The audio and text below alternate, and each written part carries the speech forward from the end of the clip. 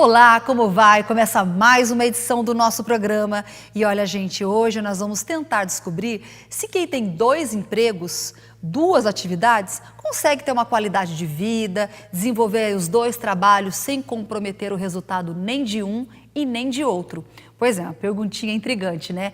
Mas quem vai nos ajudar a descobrir a resposta são os nossos convidados. Primeiramente, o Nicolas Rosa, que é DJ e jornalista, e ao longo do nosso programa, lá pelo segundo bloco, você vai conhecer o dublador oficial do Brad Pitt, do George Clooney e do Johnny Depp aqui no Brasil, nos filmes deles aqui no Brasil. Olha que interessante. A profissão dele, a outra profissão dele, por enquanto eu não vou contar não, tá? Vou criar um climinha de suspense, depois vocês descobrem. Continuem com a gente. Agora sim, Nicolas, muito obrigada por ter vindo, parabéns. Você tem 2 profissões, Nicolas. Muito obrigado por estar aqui para me receber. A gente tá aí, né, na vida de jornalista, que já é bem movimentada. É jornalista e bem, DJ. E DJ, né? O DJ é uma profissão que começou até antes do jornalismo.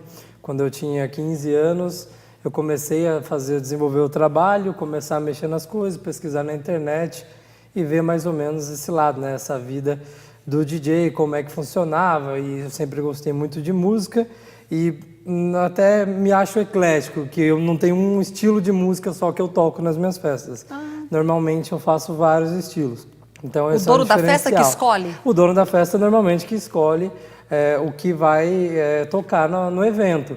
E, de acordo com a escolha, eu faço a seleção das músicas a partir da minha bagagem que eu tenho, de toda a experiência, eu vou juntando e vou selecionando. E isso veio há 10 anos atrás, né, quando eu tinha 15 anos, eu comecei a desenvolver esse trabalho, ainda com as caixas de microsystem ainda, não tinha aquelas caixas grandes, começando pequenininho, e hoje em dia já tenho uma estrutura boa para estar fazendo eventos grandes. Eu já fiz eventos de 15 mil pessoas, 20 mil pessoas. Então, é um trabalho que foi crescendo ao longo do tempo e hoje em dia dá para conciliar as 2 coisas, o jornalismo e o DJ, e as 2 coisas que eu gosto, né? E é isso que é interessante, você tem 2 profissões que te satisfazem também emocionalmente e em relação à parte econômica também, né? Porque você ganha 2 vezes, né? Essa é a parte boa, né? Então essa é a parte boa. Apesar do jornalismo, na hora que eu trabalho, a questão da rádio, né? Onde eu estou hoje em dia, estou trabalhando na rádio e a gente apresenta um programa de esportes. Lá a gente tem um programa de esporte, estou numa equipe de esporte na Rádio Alternativa, lá em São José dos Campos. E esse programa é de segunda a sexta, e só que a gente tem que fazer a parte de vender também, né? O comercial. Então, a questão do salário, nessa parte do jornalismo, a gente tem que sair um pouquinho mais também, entrar nesse campo de venda para buscar patrocínios para a equipe, para a gente também. Abrir esse leque. Abrir um leque para a gente poder estar aumentando ainda mais essa questão monetária, né? Quer dizer, acaba tendo 3 profissões. 3 profissões, que a gente acaba tendo que visitar empresas para ver se pode fechar parceria com a gente para poder estar ajudando na equipe. Tem o salário fixo, mas também tem essa questão de abrir janelas, que é uma questão do jornalismo mesmo, para poder estar vendendo para a rádio, para o pessoal. E como é que você concilia essas profissões, o jornalismo com o DJ, por exemplo? Porque o jornalismo a gente sabe que vocês têm plantões aos fins de semana. E as festas geralmente ocorrem sexta, sábado e domingo, né? Salvo engano. Como é que você concilia isso? Então, a questão da rádio é tranquilo porque a gente consegue fazer muitas coisas até de casa, né? Consigo gravar um boletim, gravar alguma matéria propriamente de casa, eu edito e já mando para a rádio depois pela internet, eu mando para eles e eles conseguem passar no programa sem eu ter que estar indo lá no local. Okay. Mas quando é o programa ao vivo, que normalmente é das 18 às 19 horas, de segunda a sexta, a gente tem que estar no presencial lá na rádio. Então, é o que a gente faz no programa da rádio. E aos finais de semana, além do DJ, tem os jogos, né? E aí, dos como é que clubes fica, que a gente né? faz. Então, eu tento conciliar a agenda do DJ com os jogos de futebol. Normalmente, as partidas são no período da manhã.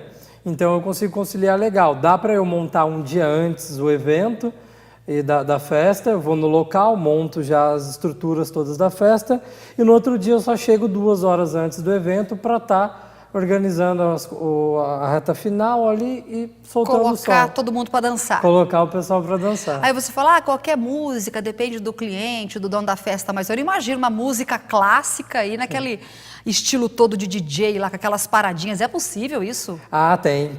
E pior que tem muita gente que pede.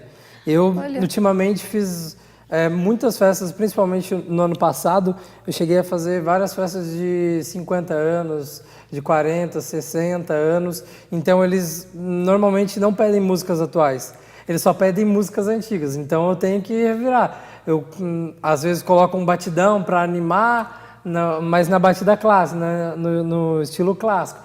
Então, pego as músicas antigas, pego o Queen, pego o ABBA, AC/DC e faço de acordo com o cliente. O que o cliente vai gostando, a gente tem que fazer. Sim. Então, a gente tem que se adequar de acordo com cada um. Mas tem eventos que eu faço só de outros ritmos também. Mas, normalmente, a galera pede para eu ser um pouco eclético, tocar de tudo um pouquinho para agradar todo mundo, né? E você não fica esgotado? Você chega uma hora que você não fica assim, eu tô cansado, eu quero parar um pouco, porque eu imagino que você não para, né? Final de ano é complicado. Eu, além das festas no final de semana, nos eventos particulares, eventos privados, às vezes até em balada, que a gente toca, tem também as colações de grau. Eu tenho uma parceria com uma empresa de São José dos Campos e essa empresa fecha comigo para eu tocar em todas as colações de grau durante o mês de dezembro. Ou seja, de segunda a sexta em dezembro, eu toco na colação de grau todos os dias. Mas é só no fim do ano que você Só fica? No fim do ano. Porque durante o ano todo você continua com 2 atividades. Sim, continuo com as 2 atividades. E você não fica estressado? Qual é o segredo disso tudo? É gostar? É gostar. Então, tipo, quando eu tô fazendo som, hoje em dia eu até acostumei. Quando eu vou fazer um evento, ou eu vou em algum casamento que não seja eu quem estou tocando, eu não curto do mesmo jeito do que eu curto quando eu estou tocando. Isso é o diferente. Quando eu vejo as pessoas dançando, eu sinto mais animado, eu fico mais à vontade do que eu ir na pista para dançar. Então a dica é essa, faça com carinho, com amor os dois, que tudo dá certo. Exatamente. Nunca um compromete o resultado do outro. Não, é muito difícil. Se você souber consolidar cada call no seu tempo, focar, separar as atividades, você consegue resolver tranquilo. Tá ótimo, olha, muito obrigada, viu? Boa sorte na sua carreira dupla, viu? Legal, muito obrigado. E olha, a gente volta daqui a pouquinho com mais entrevista para você. Não saia daí, é já já.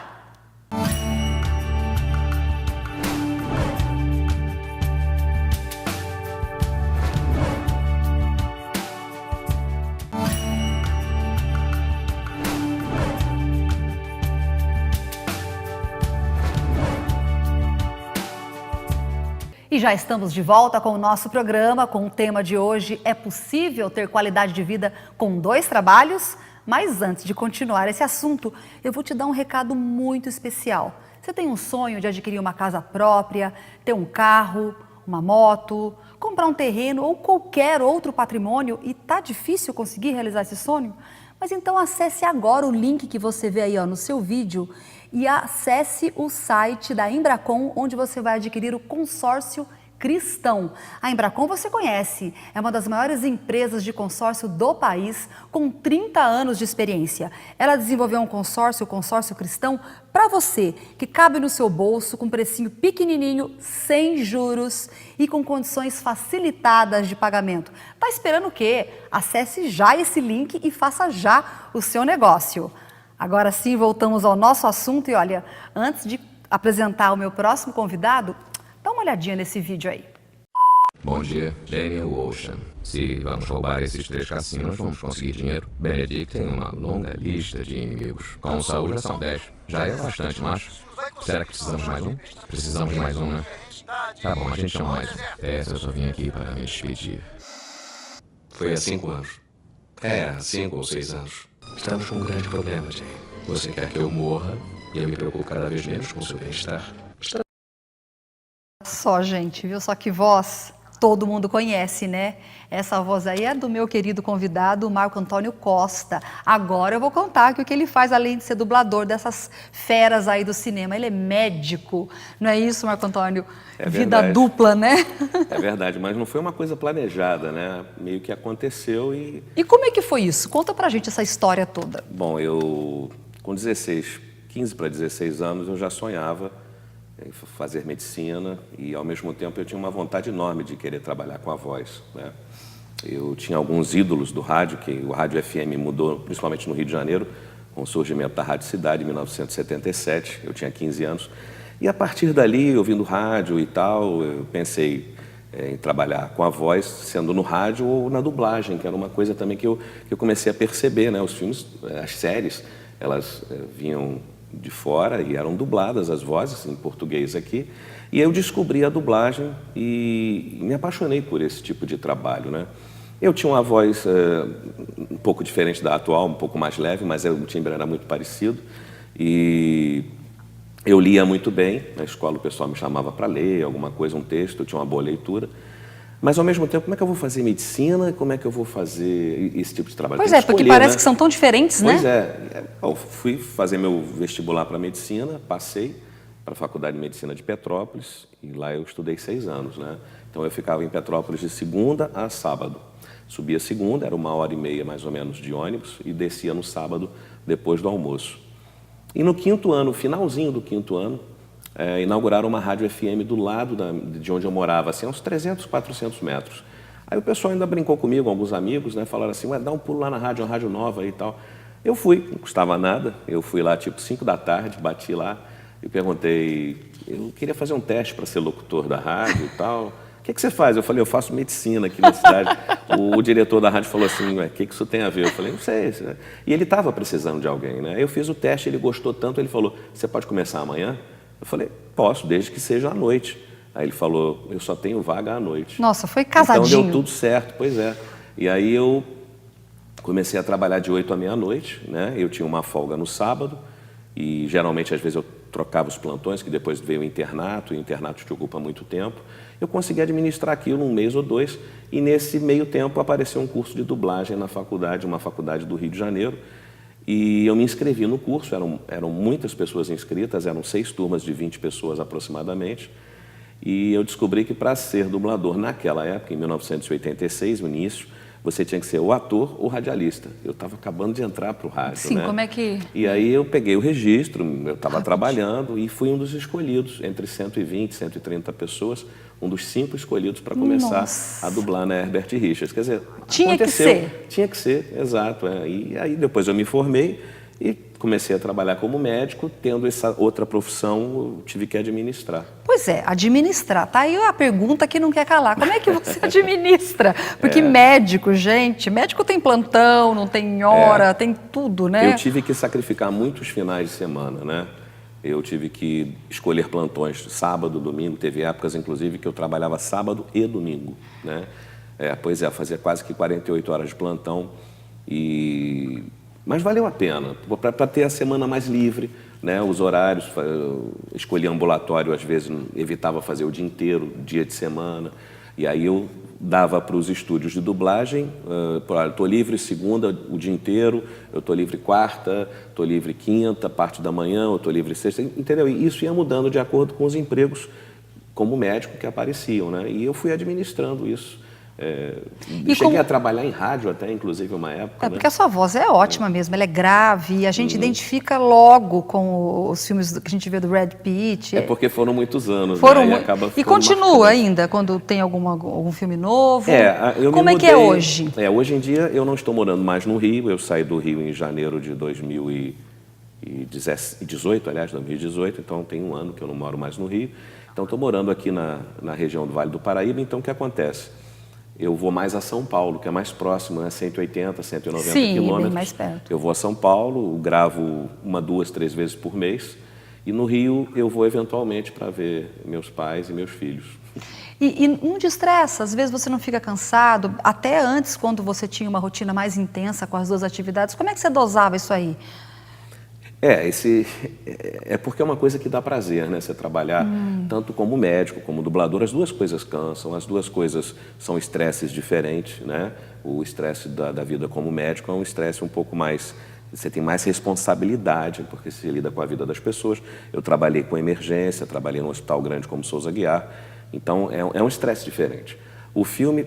A dublagem, né? O filme tem um outro estresse. Quando você vai dublar um filme ou uma série, é o estresse do horário, não pode atrasar, é uma coisa de indústria, é o estresse, às vezes, do filme ser muito difícil, do ator, do personagem. Então, te exige uma outra coisa, né? Uma coisa de raciocínio rápido, mas focada naquilo. Você não tem muita responsabilidade. Mas deve ser uma pressão, né? Porque... Você faz outro, né? Você faz outra vez, entendeu? Ok, mas aí como é que você consegue fazer a voz no momento certinho? A dublagem é um desafio muito grande, né? Também. Mas é uma coisa que você acaba aprendendo e... É técnica. Eu até conversei recentemente com um amigo aqui de São Paulo, que é difícil você explicar para uma pessoa que não é do meio, porque é uma coisa que você vai aprendendo, não sei explicar como, você desenvolve, você se acostuma e depois você faz ela de uma forma automática. Né? Aquela coisa de como é que você adequa a voz e tal. Você olha para lá, para a tela, você vê a cara do personagem, você já tem uma ideia, olhou para a cara. Você ouve o original, né? O dublado, seja a voz do inglês ou espanhol, ou a língua que seja. E aí se você achou que ficou legal, essa voz ficou boa, aí você vai mais ou menos naquela trilha. Mas se você ouviu a voz e achou que, poxa, não ficou muito legal, aí você pode até criar uma outra parecida, entendeu? Modificar um pouco. Isso às vezes acontece. É muito de sensibilidade. Tem um pouco da sensibilidade, a prática, né? É como você vai, uma comparação um pouco assim, né? Para a pessoa entender. Você vai começar a dirigir, uma pessoa que nunca entrou no carro, né? Tudo é estranho, né? Eu, quando comecei a dublar também, na primeira aula que eu tive do curso de dublagem, com o Newton da Mata, que era a voz do Bruce Willis, né? Infelizmente ele já se foi. Eu cheguei para minha mãe em casa, eu tinha na época 22 anos, eu falei, mãe, eu acho que eu nunca vou conseguir fazer isso. Ler o texto, olhar para a tela, casar a voz, sincronizar, interpretando, falando, não é só falar o texto, né? Passando toda a emoção, eu tive a sensação de que eu não ia conseguir fazer isso. O que é normal, eu acho, Exato, né? Mas aí depois com o curso, né, eram 3 meses de curso, no final do segundo mês eu já comecei a sentir uma certa confiança. Lógico que confiança em aprender aquilo, né? Porque eu acho que depois de 3 anos dublando é que eu comecei a me soltar, é que eu comecei a ter, vamos dizer assim, segurança em fazer aquele trabalho. Porque no início você fica muito inseguro, de vez em quando passa assim alguma coisa que eu fiz muito pequena, né, que os papéis são muito pequenos no início. E aí, hoje em dia, na TV a cabo, às vezes passa alguma coisa que eu comecei, eu falo, nossa, eu era muito ruim. Olha, a conversa tá muito boa, né, gente? Mas vou ter que fazer um rápido intervalo. A gente volta daqui a pouquinho, tá? Não saia daí.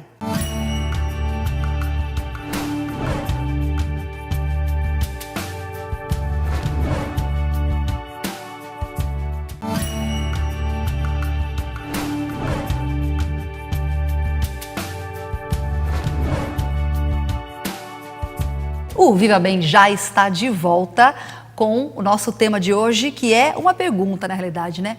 É possível ter qualidade de vida tendo 2 trabalhos? Estava conversando agorinha com o Dr. Marco Antônio Costa, que é médico e dublador oficial de grandes estrelas do cinema internacional, como Brad Pitt. E eu vou conversar agora também com mais uma entrevistada. Ela é roteirista de teatro, de outras peças e também dubladora. Eu estou falando da Lina Rossana. Isso. Lina, muito obrigada por ter vindo. E ó, detalhe, dizem que os opostos se atraem, mas os semelhantes também se atraem. Marido e mulher aqui, né? É verdade. É um casal. Como é que foi isso? Se conheceram na dublagem? Foi exatamente na assim. dublagem. Eu, infelizmente, tinha ficado viúva há pouco tempo. Eu fiquei viúva muito cedo, perdi meu marido num acidente. E eu estava dublando, e o Marco já era dublador, já tinha muito mais cancha do que eu. A gente acabou se conhecendo, Olha né, Marco? Foi por ali.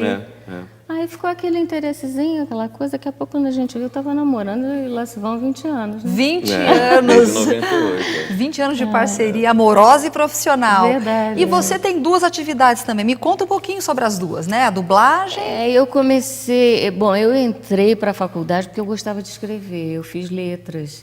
E na época a gente tinha um amigo que eu comecei bem novinha fazendo teatro, com 8 anos de idade eu conheci o Ari Fontoura. E na época de fazer faculdade eu fui ver uma peça com o Ari e eu perguntei, Ari, o que você acha que eu faço?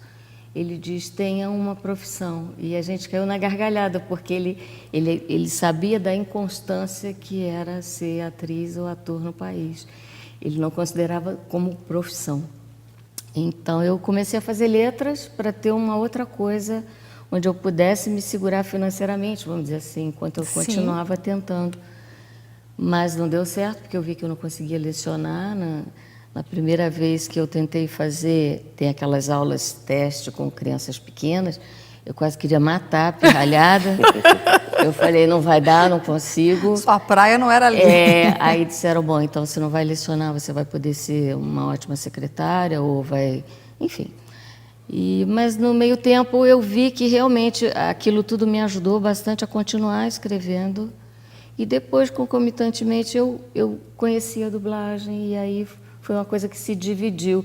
E não perturba, porque você pode escrever a qualquer momento. Olha só, não perturba, é justamente isso que a gente está falando. Vocês conseguem, então, né, ter qualidade de vida, sobra tempo? Como é que fica o tempo? Porque a gente fala tempo, a gente quer tempo, mas às vezes um tempo ocioso também acaba te deixando mal, né? Como é que lida com essa questão? Bom, no meu caso, no início, não sobrava muito tempo, não. Porque eu sacrificava meu final de semana, né? Eu dava plantão sábado e domingo, então sobrava pouco tempo, realmente, no início. Mas depois você vai se firmando na profissão, você vai, nas duas, né, no caso, como médico, vai pegando experiência. Eu comecei a escolher alguns trabalhos, largar alguns que eu achei que não valia a pena. Dei muito plantão, trabalhei em ambulatório, cobria férias de colegas, às vezes, em outras coisas, fazendo atividades diversas dentro da medicina. E tem uma coisa bacana na dublagem, você não tem um horário fixo, você trabalha por escala. Então, de repente, se tem um filme muito comprido e você trabalha numa semana de segunda a sexta, na outra semana você não vai trabalhar assim. E que vozes você faz, Lina? Eu tenho grande orgulho de ter feito Audrey Hepburn na Bonequinha de Luxo. Bonequinha de Luxo, um clássico do cinema. A Meg Smith nos Harry Potter, aquela senhora que fazia McGonagall, a professora McGonagall. Tina Fey, mais recentemente, que é uma comediante que saiu do Saturday Night Live. Enfim, tem muita... Judy Davis, que é um monstro de atriz. Tem gente assim que Desenhos vocês nunca fizeram? Muito. Ele Desenhos mais do também? que eu. Ele mais também fez bastante desenho, né? Eu fui herdando, porque com o passar do tempo, a atriz que dubla ou desiste, ou infelizmente falece, eu herdei a vovó do Piu Piu. E herdei a Olivia Palito, que são dois grandes desenhos Dá para dar uma palhinha da Olivia Palito pra gente? Claro! Papai, eu amo papai. Perfeito! Deve ser um mundo incrível esse de vocês, né? É divertido, porque você aprende... Todo mundo pode fazer isso, mas quando você está trabalhando com a voz, você aprende a explorar outros campos. Não é só aquela vozinha que a gente faz quando fala com o cachorro ou com o bebê. Você aprende a fazer o grave, você aprende a fazer a idosa, você aprende a fazer a mocinha, enfim, é gostoso. Você vai se adaptando. O que eu estou sentindo aqui na nossa conversa, inclusive o meu primeiro entrevistado, ele é DJ, jornalista, é que vocês três disseram a mesma coisa. É preciso gostar das duas atividades para ter qualidade de vida, para ser feliz, né? Exatamente. Então, quem está assistindo a gente, fica aí a dica, porque muitas pessoas hoje em dia querem complementar a renda, querem ter trabalho duplo, mas é preciso ter uma certa familiaridade. Com certeza. Aquela função, não é? Exato, gostar do que faz, para que você faça muito bem, né? Para que você seja um bom profissional naquela área. Porque focar primeiro na grana não é um bom conselho. Às vezes você pensa assim, a profissão que eu gosto de fazer rende tão pouco e tal, mas se você realmente gosta do que você faz, ela acaba revertendo até financeiramente. Porque o dinheiro ganho com uma coisa que te faz infeliz não vai ser bacana, né? Porque vai chegar uma hora que você ou não vai fazer bem aquilo, você pode até não se destacar naquele, né, no mercado que você está, no que você está fazendo, e você não vai ter, acho que, a satisfação de fazer uma coisa que você curte, que você gosta. A né? profissão não pode ser um peso, né? Nunca pode ser um peso. Ela tem que te dar algum prazer. Né? Dentro das profissões que, por exemplo, eu tenho duas coisas totalmente diferentes, medicina e na dublagem, tem, claro que são duas coisas que eu adoro fazer, mas dentro desse trabalho tem coisas que eu não gosto. Por exemplo, dentro da medicina tem coisas que eu não gosto. Eu não sou cirurgião, eu sou clínico. Então, cirurgia, eu até posso entrar numa cirurgia de emergência porque não tem ninguém para entrar. Mas não é o ideal. Mas não é o que eu quero. gosto. Então, vai ser uma coisa que eu vou evitar fazer, né? Eu não sou dermatologista, eu até atendo uma pessoa que tem um problema na pele, não é aquilo que eu estudei, não é aquilo que eu tenho prática. Eu posso até a pessoa procurar um profissional, né? Então, é a mesma coisa, dentro da dublagem, eu não Você, gosto na de dublar dublagem, novela mexicana. Ele não gosta de novela. De jeito nenhum. Eu Mas até não é um já machismo tive que seu, fazer- não, isso aí? Não, Não, é porque é difícil. A novela é mexicana, difícil. ela já é, na minha opinião, é um produto assim ruim no original. Se você assistir aquilo no original, é fraco.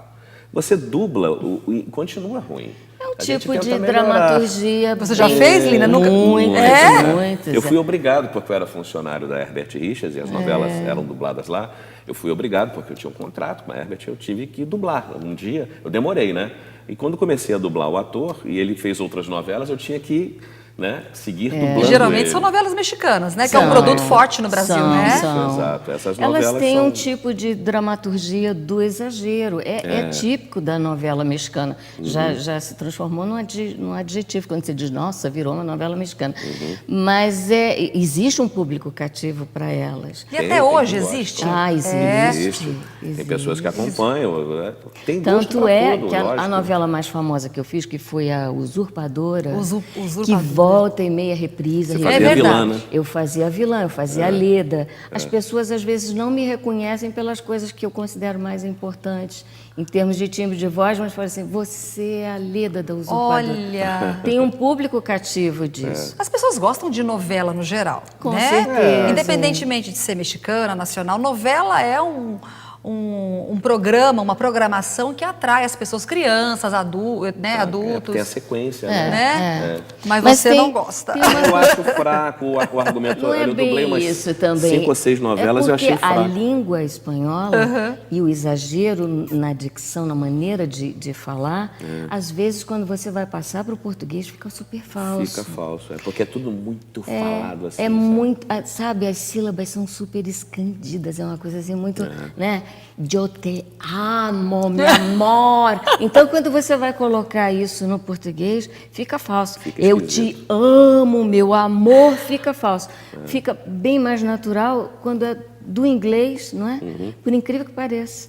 Então, ele não gostava disso, de adequar o tom, de baixar o tom. E você, quando você vai ver, não fica bom. Tá aí. Não fica natural. Bom, tá se vendo que eles são pessoas felizes, que eles estão muito bem resolvidos na profissão, né? Eu queria agradecer a parceria, a entrevista de vocês dois, foi Obrigada. muito boa. Parabéns pelas Obrigada. carreiras. Obrigado. Que Deus continue conduzindo aí. Amém. Tá bom, muito obrigado. E você, meu querido telespectador, muito obrigada pela companhia, por ter ficado com a gente até agora. Tenha uma ótima semana e sábado que vem tem mais, tá bom?